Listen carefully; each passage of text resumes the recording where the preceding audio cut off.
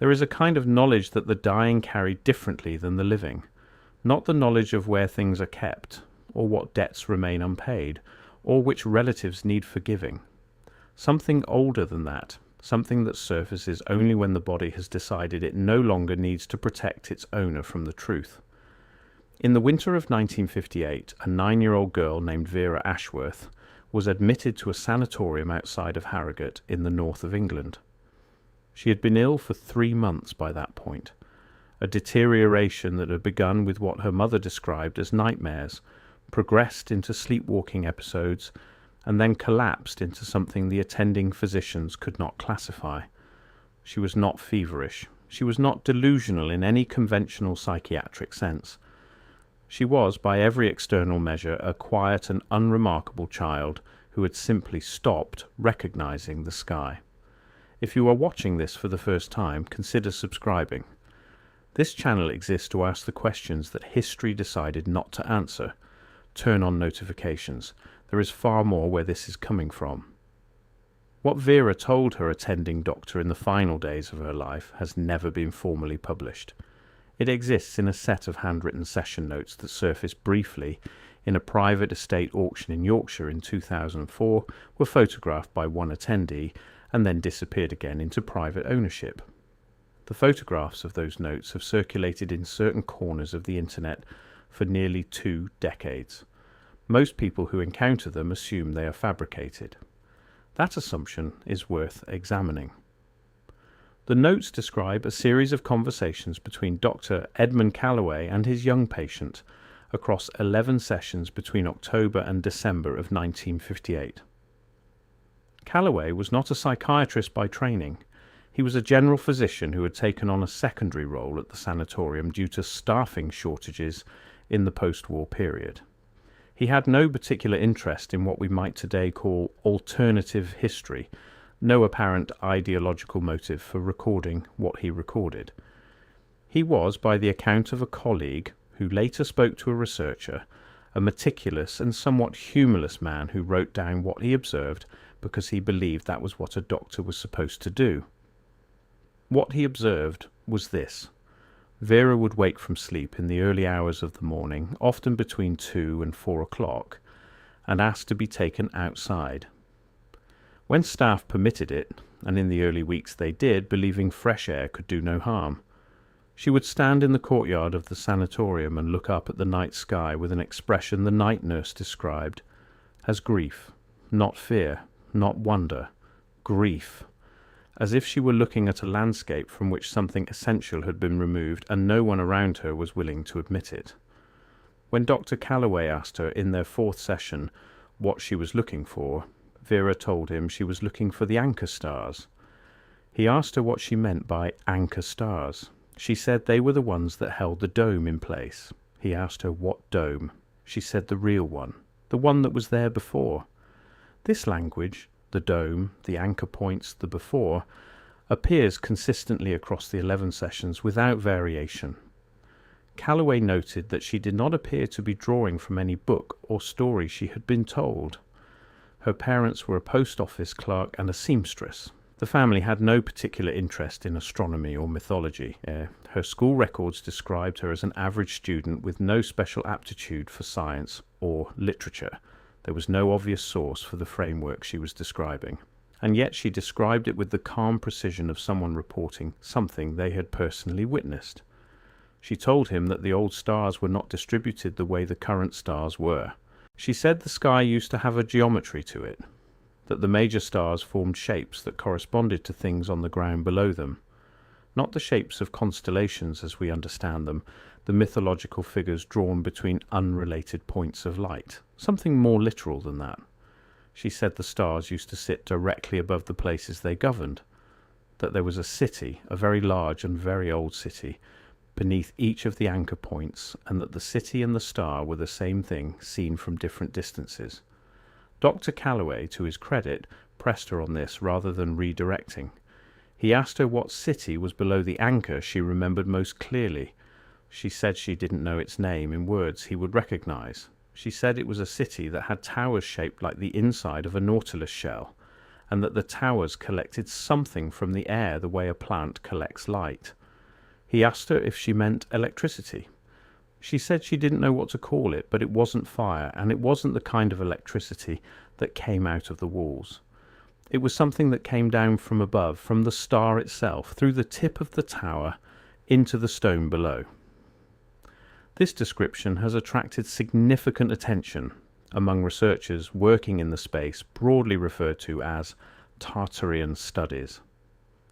A field of inquiry that takes seriously the possibility that the architectural and infrastructural record of the 18th and 19th centuries contains evidence of a prior civilization of substantially greater technical and organizational sophistication than the official historical timeline acknowledges. The towers Vera described, particularly the Nautilus geometry and the function of drawing energy downward from a celestial source, bear a notable resemblance to the domed and spired civic buildings that appear with striking consistency across cities that were supposedly constructed from nothing during a period of rapid industrial expansion.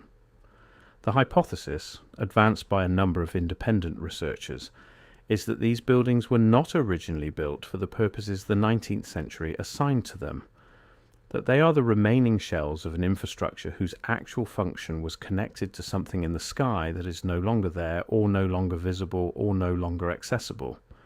The architecture alone does not prove this. Architecture can be imitated, repurposed, misunderstood. What is harder to explain away is the consistency of the energy collection hypothesis across sources that have no apparent connection to each other.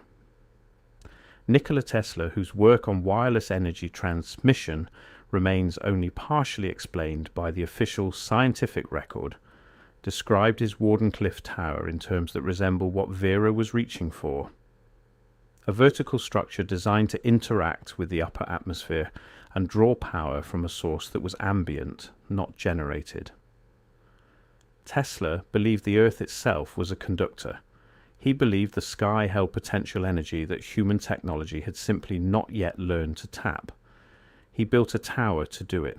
The tower was shut down. The records of what it actually achieved before it was shut down are incomplete. What Vera was describing was not Tesla. She had no access to Tesla's private correspondence. She was 9 years old and dying in a sanatorium in Yorkshire. But she was describing the same underlying geometry: the tower, the sky, the correspondence between a point above and a point below, the transmission of something the current vocabulary of physics does not have a clean word for. In her 9th session, 3 weeks before she died, Vera told Dr. Calloway that the stars she remembered weren't gone. She said they were still there, but the seeing of them had been changed. She struggled to explain this, and he noted that she became briefly agitated, which was unusual for her. She said it was like someone had put a cloth between the eye and the thing, that you could still feel the warmth of the light through the cloth, but you couldn't see the shape of it anymore. He asked her who had put the cloth there. She said she didn't know, but it was done on purpose, and it was done a long time ago by people who wanted the cities to stop working. This is the moment in the session notes that researchers return to most frequently. Not because it proves anything, it doesn't, but because of the specificity of the motive she assigned. She did not say the cities stopped working because of a disaster. She did not say the stars faded because of time or entropy. She said the seeing was deliberately changed. She said the cities were deliberately stopped. And she said this not with the urgency of someone delivering a warning, but with the resignation of someone describing something that had already happened, long ago, and was not going to be reversed. There is a pattern worth noting here in the accounts that circulate around what might loosely be called Tartarian memory. The children tend to be the ones who describe it most directly. There are other cases, documented with varying degrees of rigour, of young children who described architecture that doesn't match the world around them, cities that operated without the infrastructure that supposedly powers cities, skies that were organised differently. The adult accounts tend to be more guarded, more mediated by the need to sound credible. Children have not yet learned to calibrate what they say against what the room will accept. In the 10th session, 2 weeks before her death, Callaway asked Vera whether she thought she was the only one who remembered. She considered this for a long moment. Then she said no. She said there were others, but that most of them stopped saying it out loud when they were very young, because the people around them became frightened. Not disbelieving, frightened. She said the fear was the thing that sealed it, that when the people around a child became afraid of what the child was saying, the child learned to store the memory somewhere deeper, somewhere inaccessible to language, and that over time the inaccessibility became permanent. Callaway noted in his margin annotation on this passage a single word, plausible. It is worth sitting with, that annotation. A physician in 1958 England, trained in the empirical tradition, confronted with a dying child describing a lost celestial civilization, and his response to the mechanism of forgetting she described was not ridicule, not clinical dismissal, but the quiet, considered word, plausible. Vera died on the 14th of December 1958. The cause of death was listed as cardiac failure following a prolonged febrile illness, which does not match the description of her condition in Callaway's notes, where fever is conspicuously absent. Callaway himself left the sanatorium 6 months later and never discussed the case again. The session notes were not included in the official patient file. They were found among his personal papers decades after his death, bundled with a short handwritten note that said only, "I did not know what to do with this. I still don't." The question of what to do with something like this is not simple. The evidentiary standard that would satisfy a historian cannot be met by handwritten notes from a sanatorium in 1958, photographed at an estate auction, circulating as image files on the internet. That is a real limitation, and it would be dishonest to pretend otherwise. But the evidentiary standard of institutional history has its own well-documented failures. It has a long record of deciding in advance what counts as signal and what counts as noise, and that record is not unblemished. What has changed since 1958 is not that the institutions have opened. They have not. What has changed is the accumulation of independent researchers who have quietly, without institutional support, begun to map the correspondences. The buildings with no clear construction history, the star forts whose geometry exceeds any military function they were supposed to serve, the old maps with continental configurations that should not have been known at the time they were drawn. The cathedrals and civic halls built to a scale and with an acoustic precision that the official timeline of their construction cannot account for. Each piece is deniable in isolation. The pattern they form together is harder to set aside. What Vera described was a world in which the sky and the earth were in active correspondence, in which certain structures were designed to participate in that correspondence, in which that participation was ended by a deliberate act, and in which the ending was then buried so thoroughly that even the memory of it became pathological. Something a dying child would grieve alone in a courtyard at 3 a.m, while the adults around her waited for her to stop. Callaway kept the notes private for the rest of his life. He made no copy for the sanatorium. He told no colleague. He submitted nothing to any journal or research body. The decision to preserve a record without releasing it suggests a man caught between the professional obligation to report and the personal recognition that what he had recorded would not be received as a contribution to knowledge. It would be received as an embarrassment. And so it stayed folded in a private drawer for decades because the institutions of 1958, medical, academic, governmental, would not have known what to do with it. The infrastructure for taking seriously the testimony of a dying child about the geometry of a lost sky did not exist. It was not in the curriculum. It was not in the journals. The cloth, to use her word, extended over that category of inquiry as thoroughly as it extended over whatever she was trying to see in the night sky above Harrogate. The stars she remembered are not on any current map. The cities she described are not in any current atlas, but the towers are still standing in city after city, stripped of function and renamed and filled with other purposes.